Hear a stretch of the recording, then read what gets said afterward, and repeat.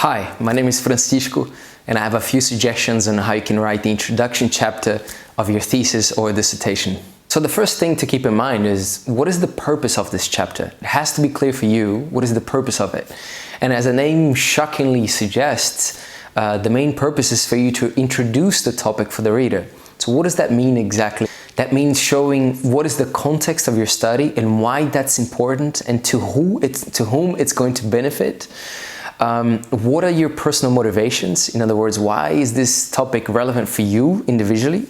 Your aims and your objectives. In other words, what exactly you're going to do step by step in your work. And finally, the structure of your thesis. So what would the reader find in the following chapters? So let's discuss now one by one of these topics. So the first point is your actual introduction. And keep in mind that this is the longest part of this chapter, okay?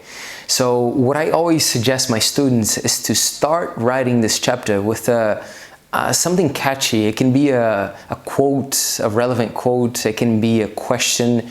It can be a case from the industry. Something that highlights or that brings the attention of the reader for your topic. Because what you need to keep in mind is that not necessarily the reader will know much about your context. For example, let me give you two examples. Imagine that you're writing about the implementation of facial recognition technologies in music festivals, or you are discussing the implementation of virtual reality in education, for example.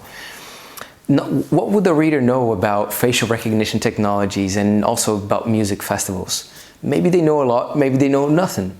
If you're writing about virtual reality and the implementation of VR in education, what would the reader know about these two contexts? But you have to finish reading this section of introduction, which is your first point, and have a good idea about what this topic is about. And how do you do that? You do that by explaining basic concepts. For example, if you're talking about facial recognition, what is facial recognition technologies? When did it start? Is it a recent thing? Is it an old thing? The same thing for virtual reality, the same thing if you're talking about electric cars, if you're talking about smartphones, if you're discussing robots or whatever topic that you're talking about, yeah? Another thing that you can do is you can give a lot of examples of the main stakeholders. So who are the main players? What are the main brands? What are the main companies? What are successful cases of your context? What are controversial situations that have happened? And while doing so, you have to highlight why that is important and to whom that's going to benefit. Yeah. So what is the contribution of your work for the industry or for academia? And while you are writing on this section and trying to bring industry data, make sure that you're citing relevant and reliable sources. And that's extremely important throughout your entire work. You have to use reliable sources. Now, in your introduction, the introduction only, and at least that's my personal suggestions for my students, you can use, or I tell them that it's okay for them to use, sources such as consulting companies, reliable sources like United Nations, or even some commercial sources like The Economist or the New York Times, for example. And then you can finish this section by highlighting what you're trying to achieve. After you finish contextualizing your work, the next step for you to do is your personal motivation. And that can be a subtopic, for example, like a 1.1. And this is a very short section. Usually 1 or 2 paragraphs will be enough. And at least for me, I tell my students that it's okay for them to write in first person. And this is a moment that you tell the reader why this topic is relevant for you. In other words, why did you get there? So it's okay for you to write in first person. Keep it short, yeah, 1 or 2 paragraphs maximum. And tell them, be honest, why is that relevant for you? But just one suggestion here, in case your supervisor suggested the topic for you, or in case this is a topic that is involved in your research group, don't tell the reader that. Just focus on why that's relevant for you.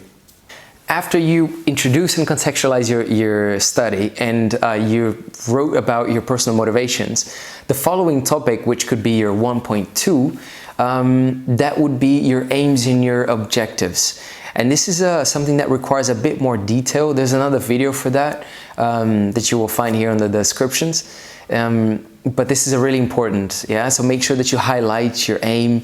Usually the actual sentence of your aim, you can write that in, or you can mark it in italics, for example.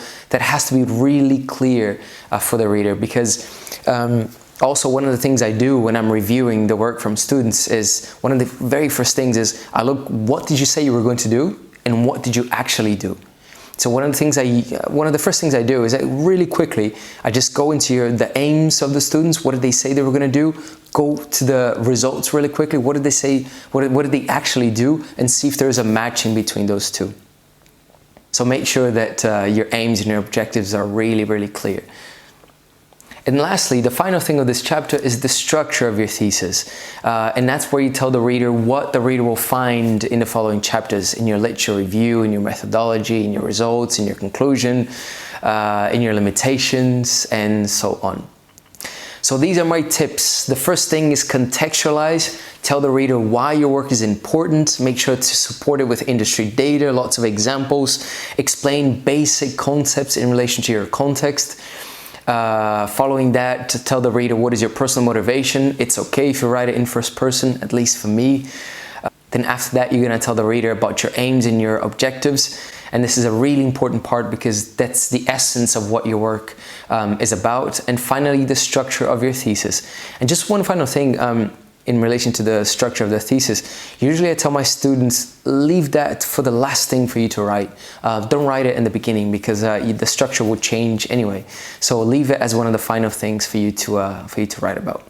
Yeah, so these were my suggestions for you.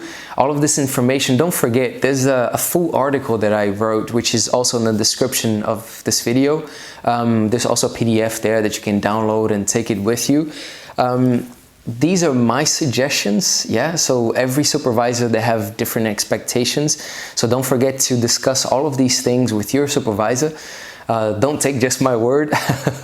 And just one final thing, instead of liking, subscribing, all these things that, you know, people on YouTube ask you all the time, instead of doing that, have a nice beer and listen to one song from Bob Dylan called "It's Alright Ma, I'm Only Bleeding." It's a great song by an absolute legend. All the absolute best, my friend, and take care.